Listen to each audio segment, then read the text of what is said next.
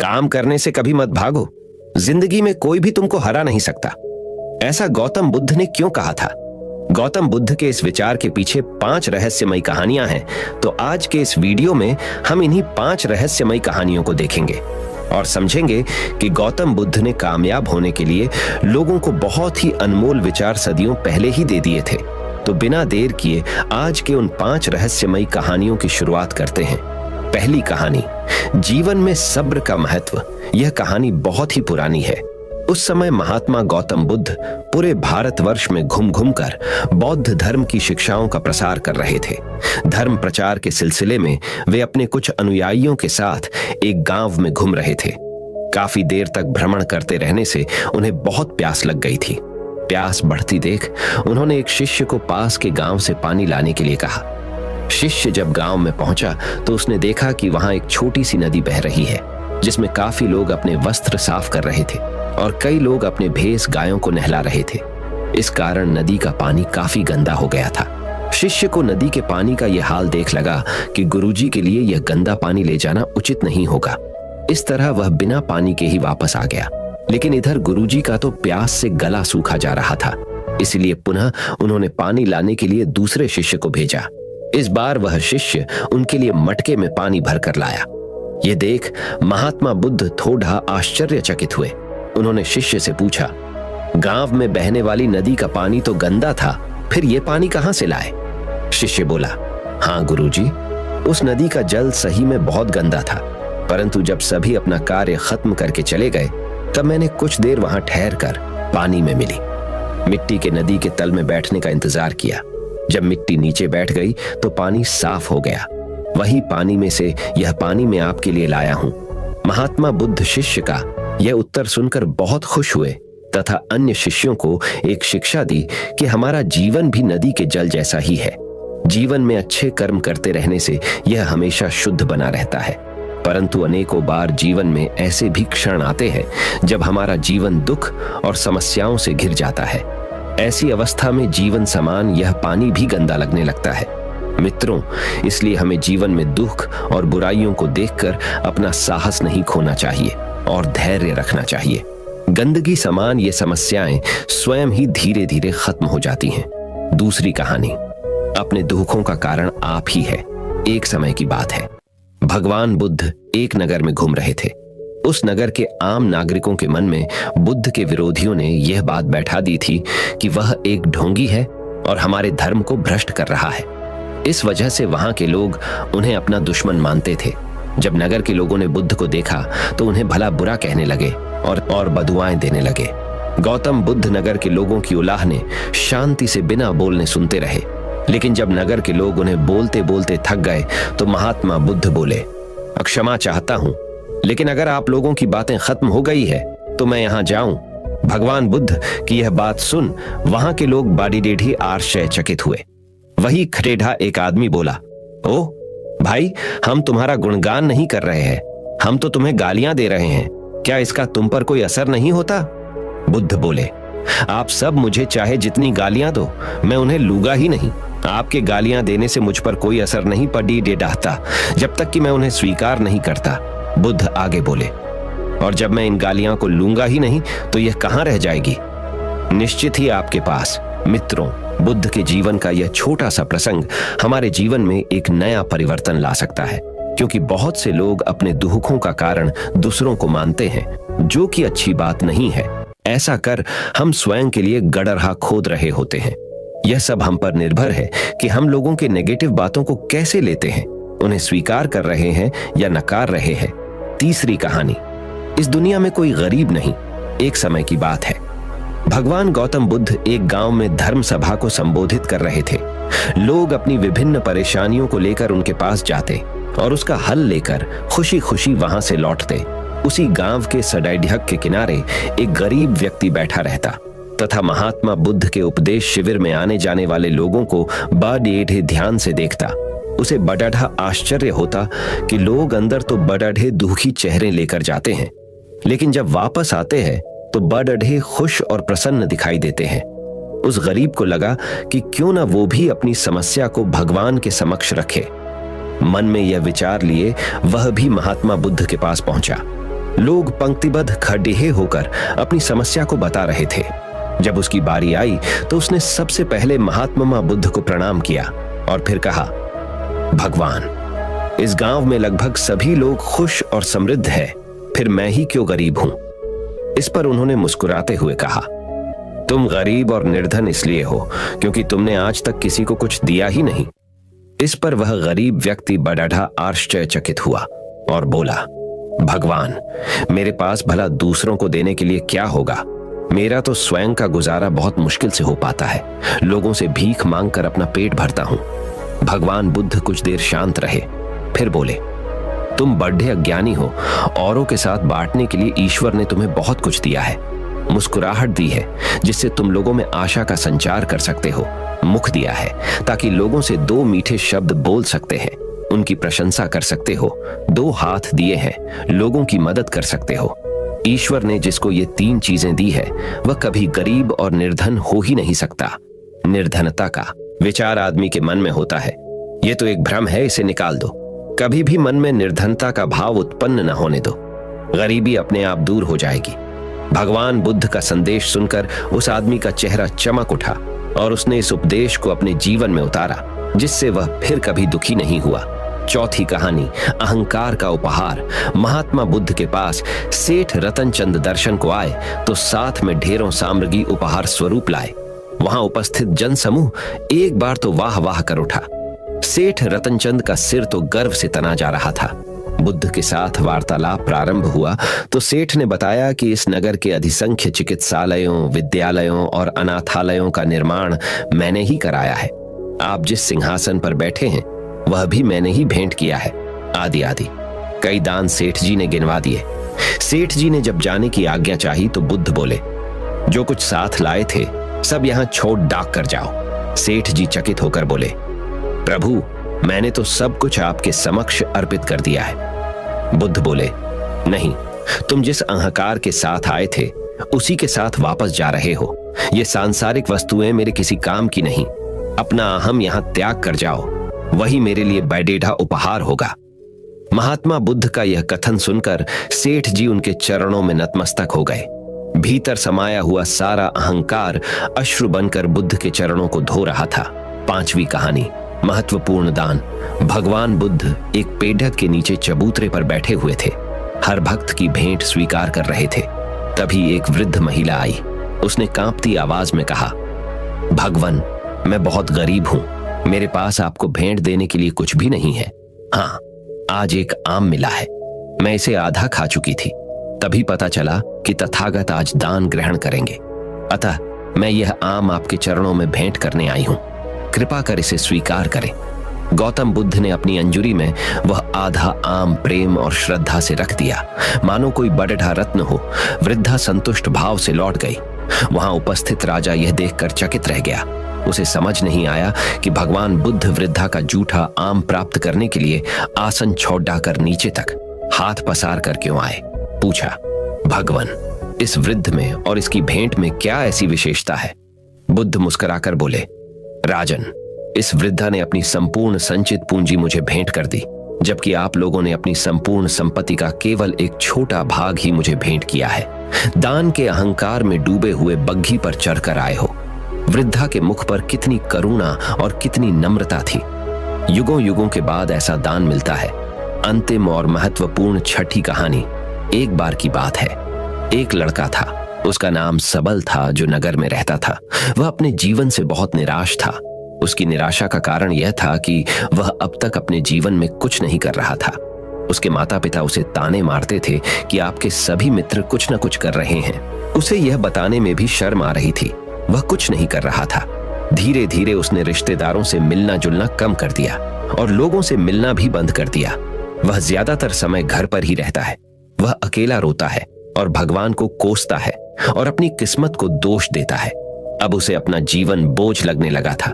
कभी कभी वह सोचता कि कब वह कुछ करने के योग्य बनेगा, और फिर वह सोचता कि जिंदा रहने से अच्छा मर जाना है। एक दिन वह अपने नगर की एक गली से गुजर रहा था। तभी उसने देखा कि एक उपदेशक दुखक और परेशानियों पर उपदेश दे रहा है। वह भी उसी भीड़ में सबसे पीछे बैठ गया और गुरु के प्रवचन सुनने लगा। उपदेशक कह रहा था, दुख एक शिक्षक की तरह है जो हमें जीवन की सच्चाई दिखाता है और हमें जीने का सही तरीका सिखाता है। आप चाहें तो जिंदगी जीना भी सीख सकते हैं। गुरुजी उपदेश दे रहे थे कि तुम चाहो तो कुछ भी हासिल कर सकते हो और अगर चाहो तो एक कोने में बैठकर रो सकते हो। इन सभी बातों को सबल ध्यान से सुन रहा था, लेकिन शिक्षक की यह बातें पसंद नहीं आई। उसने खड़े होकर कहा कि कुछ भी सिखाने से दुख दूर नहीं होता, इसमें केवल दर्द होता है। दुख की पीड़ा अनंत है। ऐसा लगता है कि इसके बाद कुछ होने वाला नहीं है, इससे कुछ भी फर्क नहीं पड़ता है, इसके सामने तो मौत भी छोटी लगती है। उपदेशक ने कहा, फिर तुम्हारा दुख क्या है? सबल ने उसके सामने अपनी सारी व्यथा सुनाई और पूछा, मेरे दुख का कोई उपाय है तुम्हारे पास? यह सुनकर शिक्षक मुस्कुराए और बोले, तुम उस दिन मेरे पास आओ जब आपके जीवन में वास्तविक दर्द हो। मैं आपकी समस्या का समाधान अवश्य करूंगा। यह कहकर गुरु वहां से चला गया। सबल ने सोचा, कहीं मेरा दुख नकली तो नहीं है? क्या मैं जिस दर्द से गुजर रहा हूं वह नकली है? मेरा दुख कोई नहीं समझ सकता। जब माँ बाप नहीं समझते तो गुरु क्या समझेगा? उनके दुखों से व्यथित होकर सबल ने एक फैसला लिया कि अब वह कुछ करेगा। सबल ने एक छोटा व्यवसाय शुरू किया, पर उसे सफलता नहीं मिल रही थी। लेकिन उसके घर वाले पूछते हैं कि क्या वह कुछ कोशिश कर रहा है। वह अपने व्यवसाय में लगा रहा और धीरे धीरे उन्हें सफलता मिलने लगी। फिर उसने गति पकड़ी और केवल 3 साल के अंदर ही वह एक बड़ा बिजनेसमैन बन गया। अब सबल के आसपास ऐसे कई लोग थे जो उसकी परवाह करते थे, जो उससे प्यार करते थे। अब उनके परिवार के सदस्य भी उसकी तारीफ करते नहीं थक रहे थे। दिन ब दिन उसके मित्रों की संख्या बढ़ती जा रही थी। अब वह अपनी जिंदगी से बहुत खुश था। उनके कुछ दोस्तों ने उन्हें सलाह दी कि जब आप एक बड़ा बिजनेसमैन बनकर बहुत खुश हैं, तो सोचिए आपको कितनी खुशी होगी अगर आप इस शहर और इस राज्य के सबसे बड़े बिजनेसमैन बन जाते हैं। कितने लोग आपसे जुड़ना चाहेंगे, आपकी कितनी बड़ी ख्याति होगी और स्वयं राजा भी आपसे दोस्ती करना चाहेंगे और जरूरत पड़ने पर ही आपसे पैसे उधार लेंगे। दोस्तों की यह बात सबल के मन में घर कर गई। अब वह और पैसे कमाने की कोशिश करने लगा, लेकिन उसे यह सब बहुत ही जल्दी चाहिए था। वह समय बर्बाद नहीं करना चाहता था। उनका अधिकांश समय इन चीजों को प्राप्त करने में जाने लगा। इसलिए वह ऐसे काम करने लगा जो सही नहीं था। उसने बड़ा उधार लेना शुरू कर दिया। उसके दोस्तों से पैसे की मात्रा और अधिक मुनाफा कमाने के लालच में वह अपने माल में मिलावट करने लगा। उसने अन्य व्यापारियों के खिलाफ भी साजिश रची और उन्हें डराया धमकाया, जैसा उसके दोस्त कहते थे वैसा ही करता था। वह इन तरीकों से ज्यादा पैसा कमा रहा था, पर अब उसके जीवन में पहले जैसा चैन न था। उनके मन की शांति गायब हो गई थी और वह रात को सो नहीं पाता था। वह हंगामे में रहता था। वह सब कुछ पाकर भी उन्हें किसी चीज में सुख नहीं मिल रहा था। एक दिन सबल अपनी गाड़ी में कहीं जा रहा था, तभी रास्ते में उन्हें उपदेशक का आश्रम दिखाई दिया। वह रुका और गुरु के पास जाकर बोला, संत, आपने मुझे मेरे पास आने के लिए कहा था जब मेरे जीवन में सच्चा दुख आता है। अब मैं बहुत दुखी हूं कि मेरी नींद हराम हो गई है। मुझे कहीं भी शांति नहीं मिल रही है। इस प्रकार सबल ने अपनी सारी समस्याएं गुरु को बता दी। गुरु ने कहा, जब तुम पहली बार मुझसे मिलने आए थे तब भी तुम किसी दुख में थे। आपने उस दर्द से क्या सीखा? सबल ने कहा कि सिर्फ सोचने और चिंता करने से कुछ नहीं होता। आपकी दृष्टि को सच करने के लिए यह कार्रवाई करता है और सिर्फ काम करने से कुछ नहीं होता, परिणाम भी मिलना चाहिए। जब आपको लगता है कि आपका लक्ष्य हासिल नहीं होने वाला, तब राह में चाहे कितनी भी मुश्किलें आ जाएं, मन कितना भी निराश क्यों ना हो, कितना भी लगता हो कि अब कुछ नहीं होने वाला है, तभी विश्वास करें, मैं जो भी कर रहा हूं उसमें अवश्य सफल होऊंगा। खुद पर ध्यान दो, लोगों पर नहीं। लोग केवल सफल लोगों का सम्मान करते हैं। कोई कितना भी अच्छा क्यों ना हो, वह हमेशा लोगों की नजरों में बोझ बने रहते हैं। यह सब सुनकर उपदेशक मुस्कुराया और बोला, जब आपके पास है तो यह वास्तविक दुख नहीं है। अपने जीवन में वास्तविक दुख आए तब मेरे पास आओ, मैं उसे ठीक कर दूंगा। सबल ने जाते समय साधु को सोने के सिक्कों से भरा घड़ा भेंट किया। घड़े को देखकर गुरु ने कहा कि यह मेरे किसी काम का नहीं है। उस पेड़ के नीचे गड्ढा खोद कर गाड़ दो। सबल ने घड़े को पेड़ के नीचे दबा दिया, जैसा कि गुरु ने बताया, और वहां से चला गया। कुछ दिनों से कारोबार ठीक चल रहा था, लेकिन व्यापार के गलत तरीके के कारण धीरे धीरे उस व्यापार में घाटा होने लगा। उसकी सारी दौलत धीरे धीरे खत्म होने लगी। और एक दिन ऐसा भी आया जब उसके पास कुछ भी नहीं बचा और उस पर कर्ज का बोझ चढ़ गया था। परंतु वह निश्चिंत था क्योंकि उसने अपना सारा कर्ज अपने दोस्तों से लिया था। उसने सोचा कि उसके दोस्त बुरे वक्त में उनके साथ खड़े रहेंगे, लेकिन ऐसा कुछ नहीं हुआ। जैसे ही बुरा वक्त आया, दोस्त पहले उससे कर्ज मांगने लगे। अगर उसने कर्ज नहीं लौटाया, उन्होंने उसे जान से मारने की धमकी भी दी। उनके सभी शुभचिंतक और प्रियजन उससे दूर हो गए। उसके दोस्त जो उसके साथ मस्ती किया करते थे, अब उससे दूर भाग रहे थे। उसका परिवार उसकी गलतियां और कमियां गिनने लगा। उनकी सारी संपत्ति नीलाम कर दी गई और उसके पास कुछ भी न बचा। जब उसने अपने पिता से मदद मांगी, पिता ने कहा कि मेरे पास थोड़ी सी संपत्ति है, मैं तुम्हारी मां को क्या कहूंगा? अगर मैं तुम्हें दे दूं, ये संपत्ति हमारा अंतिम उपाय है। सबल के मन में गहरा दुख छा गया। उसके आसपास कोई नहीं था जो उनके दुख को समझ सके, जो उसे संभाल सके। जनता के इस विश्वासघात के कारण वह अंदर से टूट चुका था। वह सोचने लगा कि अब जीने का क्या मतलब है, अब मौत ही मेरा सहारा है। वह आत्महत्या करने के लिए पहाड़ी पर जा रहा था। तब से उसे याद आया कि उस शिक्षक ने उससे कहा था, मेरे पास आओ जब तुम्हारे जीवन में वास्तविक दुख हो। सबल गुरु के पास गया और अपनी सारी व्यथा सुनाई। आंखों में आंसू लिए उसने कहा, हे गुरुजी, मेरे दुख का निवारण कीजिए। गुरु ने कहा, जब जीवन में असली दुख होता है तब मेरे पास आ जाना, मैं इसे जरूर ठीक करूंगा। सबल ने कहा कि यह क्या हो रहा है? मेरी जिंदगी में अभी दुख नहीं है, तो आखिर असली दुख क्या है? गुरुजी ने सबसे कहा कि पहले आप मुझे बताओ, आपने अपने दुख से क्या सीखा? सबल ने कहा कि मैंने वह सीखा जो लोग हमारे जीवन में आते हैं, वह हमारी सफलता और प्रगति के कारण वो हमें धोखा जरूर देंगे, क्योंकि बुरे समय में वे हमारे साथ नहीं खड़े होंगे। वे अच्छे समय में ही हमारा फायदा उठाएंगे और बुरे समय में हमें छोड़ देंगे। उन लोगों पर ही भरोसा करें जो हमारे बुरे समय में हमारे साथ खड़े रहते हैं। लेकिन ऐसे लोग बहुत कम होते हैं, लेकिन जिनके पास है उन्हें उनकी सराहना करनी चाहिए, उनका अपमान नहीं करना चाहिए। मैंने कभी भी किसी के खिलाफ साजिश नहीं रखना चाहिए। अपना काम ईमानदारी और धैर्य से करें और कभी लालची मत बनो। अपने सारे दुख दर्द और अनुभव बयां करने के बाद सबल गुरुजी के सामने आंखों में आंसू लिए बैठ गया। कुछ देर बाद साधु उठे और पेड़ के नीचे एक गड्ढा खोदा और घड़ा निकाल लिया जो सोने के सिक्कों से भरा हुआ था। उसने सबल को देकर कहा, मेरे पास आओ जब तुम्हारे जीवन में वास्तविक दुख हो। सबल ने अपने शिक्षक को धन्यवाद दिया और उसे प्रणाम करके चला गया। उस पैसे से उन्होंने एक छोटा सा व्यवसाय शुरू किया। अब वह छोटा व्यापारी बनकर भी खुश हैं। उन्होंने पूरी लगन और ईमानदारी से कारोबार किया। जल्द ही वह अपने शहर का एक बड़ा व्यापारी बन गया। उनका जीवन सुख सुविधाओं से भरा हुआ था। लेकिन कोई कितना भी अच्छा क्यों ना हो, लेकिन जीवन में दुख आता है तो सबल के जीवन में भी दुख आते थे। अपने माता पिता की मृत्यु के रूप में वे दोनों एक ही दिन मर गए। सबल अपने माता पिता से बहुत प्यार करता था, इसलिए उनके निधन से उन्हें गहरा सदमा लगा। वह शवों को ले गया, दोनों को श्मशान घाट ले गया जहां अंतिम संस्कार किया गया। वहां उसने अपने माता पिता का शव जलता हुआ देखा तो उनका मन बेचैन हो उठा। उसके मन में कई सवाल उठने लगे। वह घर वापस आ गया, इसलिए उसने अपने माता पिता के घर और संपत्ति को देखा जिसके लिए उनके पिता हमेशा लड़ते रहे। आज जो छूटा पड़ा है, जिन्होंने इसकी देखभाल की, इसके लिए लड़ने वाले इस दुनिया से चले गए। उसके पिता ने जो कुछ कमाया वह सब यहीं रह गया। एक दिन पहले तक उसके पिता मारपीट करते थे किसी के साथ उसकी संपत्ति के लिए। आज वो खुद इस दुनिया से चले गए। उसका मन ऐसे अनेक विचारों के बवंडर में था। वह अंदर से अकेला और डरा हुआ महसूस कर रहा था।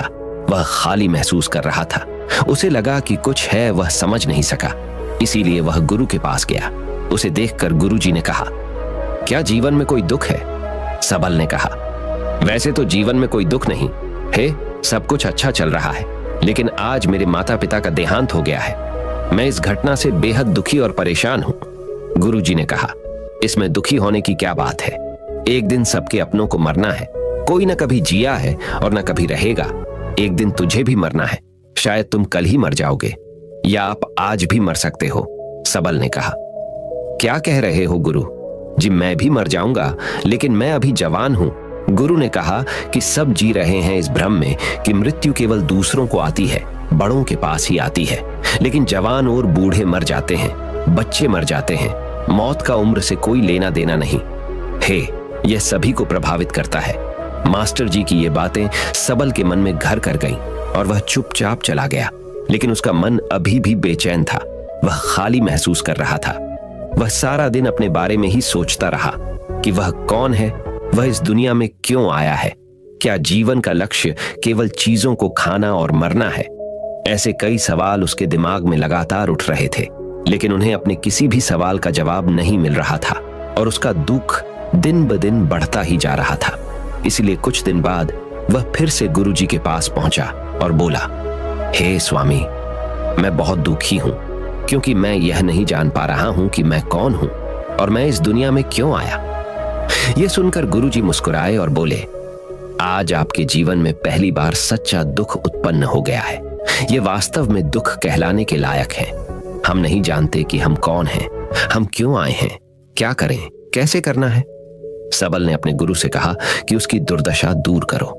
गुरु ने कहा कि हम सभी इंसान हैं, जीवन भर संग्रह करते रहते हैं। सबल ने कहा कि सभी इंसान जीवन भर धन, सम्मान, परिवार, प्रतिष्ठा, मित्र, शत्रु आदि जमा करते हैं। गुरु ने पूछा, क्या हम एकत्रित की गई चीजों में से कुछ भी अपने साथ ले जा सकते हैं? सबल ने कहा, कोई भी इंसान अपने साथ कुछ भी नहीं ले जा सकता, वह सिर्फ अकेला ही जाता है।